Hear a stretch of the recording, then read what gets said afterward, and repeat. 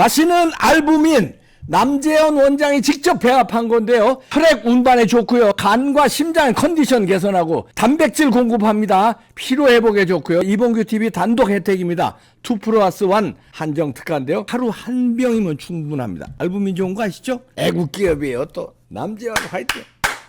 이 북한의 그 평양에 드론 떨어졌다는 거 가지고 지금 상황이 심각한데요. 이 국경성 부근 포병 부대에 완전 사격 준비 태세에 북한이 들어갔다고 조선일보가 보도했는데요.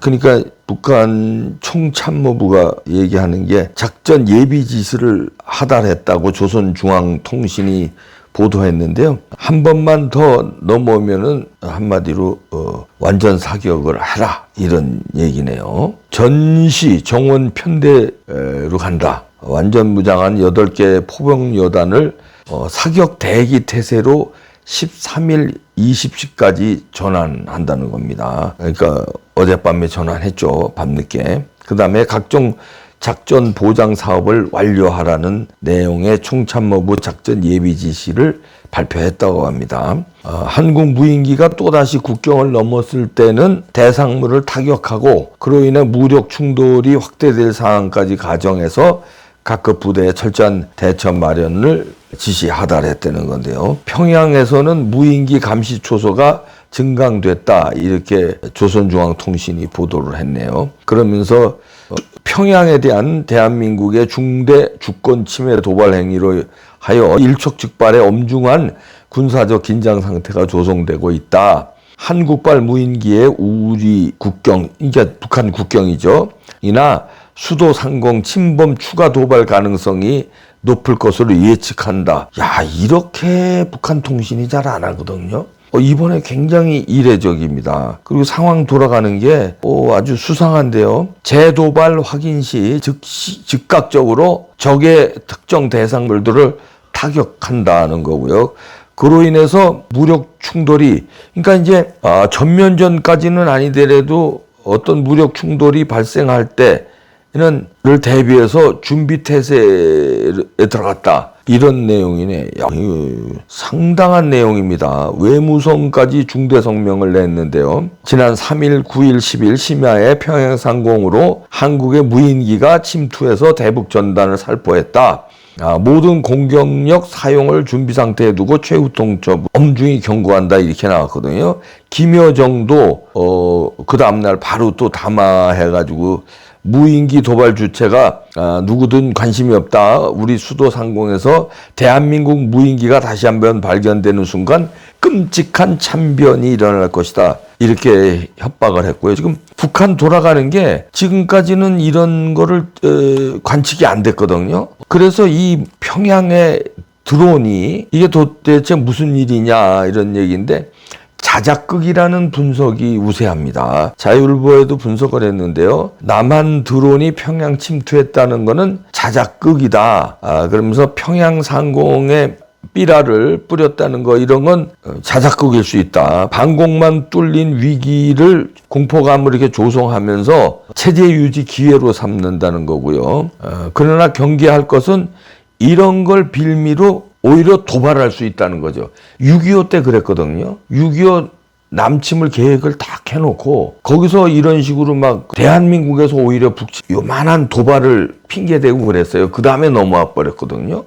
그러니까 6.25를 겪은 세대들, 다시 말해서 지금 뭐 70대 중후반서부터 80대 된 분들이 최근 얘기하는 게 이거예요. 지금 이번에 상황이 6.25 때 바로 직전 상황하고 비슷하다. 이것들이 도발할 것 같다는 불안감을 표출하더라고요. 자작극까지 벌이면서 남한이 드론을 쐈다. 그리고 평양 항공이 뚫렸다. 이렇게 주민들한테 협박을 하면서 체제를 다지고, 그리고 지금 중국 국경도 닫았고요. 철탑을 쐈대잖아요. 그 철조망을. 그 다음에 휴전선 거기도 완전히 봉쇄를 하고 북한을 하나의 그냥 인민수용소, 거대한 수용소로 만들어 놓고 북한 인민들을 대량 탈북 조짐이 있으니까 대량 탈북 못하게 막아놓고, 그 다음에 또 그렇게 막아놓은 철조망으로 막으니까 해상으로 바다로 대량 탈북할 가능성도 막 나오고 있거든요. 그러니까 이런 짓을 벌이는 거 아니냐. 그러니까 다시 말해서 북한이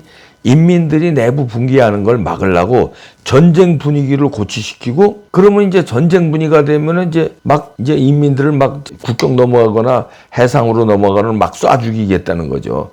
그리고 도발을 해서 전쟁을 할 수도 있다는 위험 신호까지 나오고 있습니다. 그러니까 우리가 쏜 드론이 아니라는 거예요. 국방부에서도 밝혔는데, 그리고 분석을 해보면 우리 한국 군부가 하지도 않은 그걸 뻔뻔스럽게 김여정이가 지금 우리가 했다고 뭐 협박을 하는 거는 있을 수 없는 일이고, 신원식 실장도 밝혔는데요. 평양 방공망이 뚫렸다는 걸 인정하는 손해보다 체제 위협의 호기를 활용하는 이익이 더 크다는 판단을 했다는 거예요. 그래서 주민들에게 공개하고 이런 거를 이제 협박한다, 이런 얘기인데요. 근데 지난번 9월 말에 킨텍스에서 DX 코리아라는 열렸거든요. 그러니까 대한민국 방위 사업전, 그러니까 여러 가지 무기 체제를, 그러니까 말하자면 쇼 같은 거죠. 그거를 했는데 국제 방위 산업 전시에 출품된 국내외 드론과 군용 드론을 살펴봐도 비행거리가 우리 남한에서 만약에 드론을 날렸다면 150km 이상 날아가야 되는데 그런 원격 조종이 가능한 델타익 드론은 없다는 겁니다. 그러니까 남한에서 드론을 날려서 평양 상공에 띄울 가능성은 없다는 거예요. 그러면 우리나라 드론은 대부분 쿼드콥터라는 형태인데, 쿼드콥터 등 이런 형태라는데, 북한이 공개한 사진을 보면은 델타익, 그러니까 삼각형 날개라는 거예요. 그래서 이런 형태 드론 중 대표적인 것이 우리나라 게 아니라 이란이나 러시아가 사용 중인 거랍니다. 그게 이제 전문 용어로 샤헤드 136, 이스라엘의 하롭 이런 제품이라는 건데, 이런 게 북한에서 김정은이가 현지 지도할 때 신형 드론 가운데 이런 형태의 드론과 비슷하다는 거예요. 그러니까 다시 말해서 대한민국에서 날린 게 아니라 북한에서 자작극을 벌일 가능성이 훨씬 크다. 자작극이다, 이렇게 보는 겁니다. 그래서 이제 이런 걸 다 얼른 분석을 한 거예요. 왜냐하면 이것들이 뒤집어 씌우고 도발을 할 건 같으니까. 근데 도발을 하는데 우리가 먼저 드론을 날렸기 때문에 쟤네가 이제 도발을 한다. 다시 말해서 쟤네도 풍선이라든가 거기에 이제 지금까지는 쓰레기라든가 이런 걸 보냈는데 여기에 이게 화생방이라든가 아니면 휴전선 부근에 도발이라든가 아니면 서해 5도 도발을 하면서 핑계를 니네가 평양에 드론 날렸으니까 우린 도발하는 거다. 응징하는 거다. 이렇게 핑계를 댈 수 있기 때문에 얼른 빨리 드론이 니네가 평양에 그때 전시할 때 하던 거, 니네들이 할 때 김정은이가 현지 지도할 때 하던 그런 드론이야. 우리 드론하고 다른 거야. 이걸 빨리 발표한 겁니다. 야, 이게 심각하게 돌아가는데 지금 그게 문제가 아니라 대한민국에서 김민석이가 이런 얘기를 했거든요. 어저께 윤석열 김건희 정권 총체적 붕괴가 시작됐다. 이승만처럼 스스로 물러날 정도의 양식을 기대하기 어렵다. 아주 센 발언을 했습니다. 저는 이게 수상해 보이는 게 북한하고 한국 주사파하고 뭔가 지령이 오가 지금 우리가 이제 입장을 바꿔놓고 생각해서 북한도 지금 코너에 몰렸어요. 여러 경제적으로나 아니면 중국이 지금 예전같이 도와주질 않아요. 근데 러시아가 도와줬는데 러시아가 지금 코너에 몰렸습니다. 우크라이나 전쟁 상황이. 그러니까 북한이 괜히 중국하고 멀고 러시아하고 어떻게 붙다가 지금 스스로 코너에 몰려서 굉장히 어려운 상황입니다. 그래서 막 탈북을 하는데 그건 국경을 중국하고 휴전선 봉쇄했는데, 자, 어려운데 이쪽 대한민국의 주사파가 또 더 어려워졌어요. 왜냐하면 이재명이 감옥을 가게 생겼으니까. 그러면 북한도 좋고 주사파도 좋고 북한이 바라는 건 그걸 거 아니에요? 윤석열 대통령이 건재하고 윤석열 다음이 이제 보수가 정권 재창출하면 북한은 희망이 없어지는 거니까 이재명이 대통령 돼야 되는데 임기까지 기다리다 이재명 대통령 못 되고 저거 감옥 갈 것 같다. 그러니까 그 이전을 땡겨야 될 텐데, 그러니까 제가 오늘 말씀드리고 싶은 건 북한과 뭔가 작전이 일어나지 않느냐. 이재명 구하기 작전을 이런 드론 자작극을 통해서 그 다음에 드론 자작극으로 우기면서 도발을 북한에서 맞짱 드론을 날린다든지 풍선을 날리는데 그 풍선이 쓰레기가 아니라 우리를 굉장히 곤란하게 하는 풍선이 날라와서 그게 뭐 화약이 들었을지 아니면은 화생방이 들었을지 제가 아직 단언할 수는 없지만 그런 게 날라와서 한국을 패닉 상태에 몰아놓고 그게 윤석열 책임이다. 윤석열이 평양에 드론 쏴가지고 전쟁이 이렇게 전쟁 공포 분위기로 간다. 윤석열 탄핵해야 된다. 이런 식으로 막 몰아가서 그러니까 한국 주사파하고 북한과 합작해서 공작을 벌여서 윤석열을 코너에 모는 거 아닌가. 저는 그런 생각까지 분석을 하게 됩니다. 물론 제가 뭐 90% 100% 이렇게 가능성을 점칠 수는 없는데 적어도 이런 거에는 대비를 해야 된다는 거죠. 유비무환 이럴 가능성이 있다. 지금 북한이 왜냐하면 자작극이거든요. 이게 평양에 떨어진 드론을 왜 저렇게 자작극을 벌일까?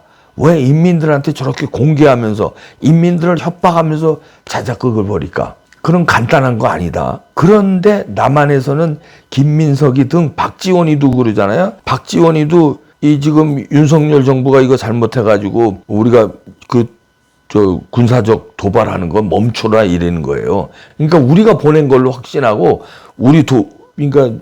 삐라 보내는 거 이런 거 멈추라는 거예요. 박지원이가. 김민석이 그러죠. 박지원이 그러죠. 이런 건 이재명 구하기 하면서 북한에 무슨 지령받은 거 아니냐. 그럼 북한은 북한대로 지금 자작극 벌이면서 이렇게 해서 도발이 있을 가능성에 대비하자는 겁니다. 제가 무슨 공포 분위기 조성하는 게 아니라 신원식 장관이 지금 안보실장 됐죠.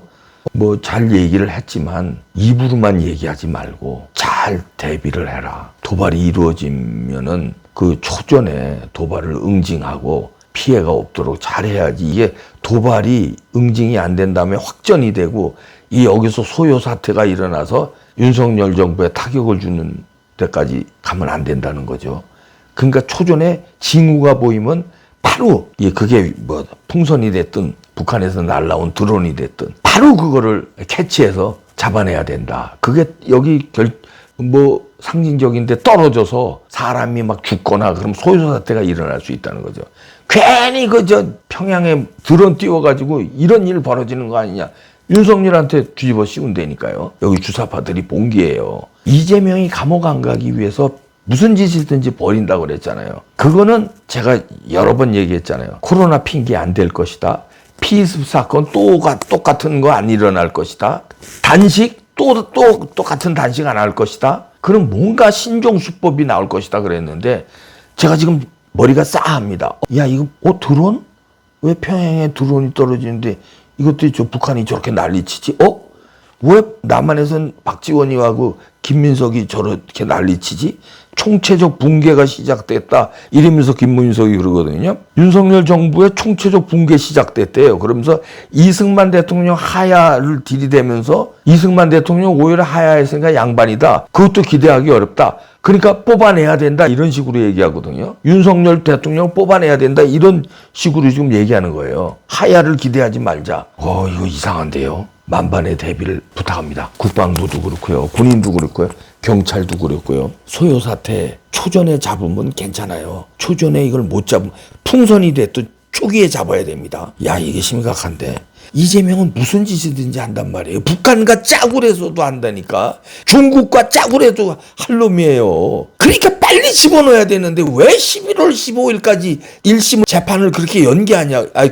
그 1심 선고를 잡냐고요. 10월 달에 빨리 잡아서 법정 구속으로 빨리 가야 판을 끝내지. 11월까지요. 무슨 일을 벌일지 모른다니까. 부탁합니다. 군과 경찰 부탁드리게 대통령실 각오하시기 바랍니다. 제가 공포 분위기를 조장하고 이렇게 과도하게 이렇게 위험 신호를 보낸다고 오해할 수도 있겠지만 저는 미리 준비해서 나쁠 게 없다는 거예요. 꺼진 불도 다시 보자는 거고요. 미리 유비무환의 준비로 이런 도발이 일어나지 않게 우리가 준비하자는 거지 공포 분위기 조성하는 건 아닙니다. 준비해서 나쁠 건 없잖아요. 당한 다음에는 어떻게 할 수가 없으니까요. 당하기 전에 준비하자는 겁니다.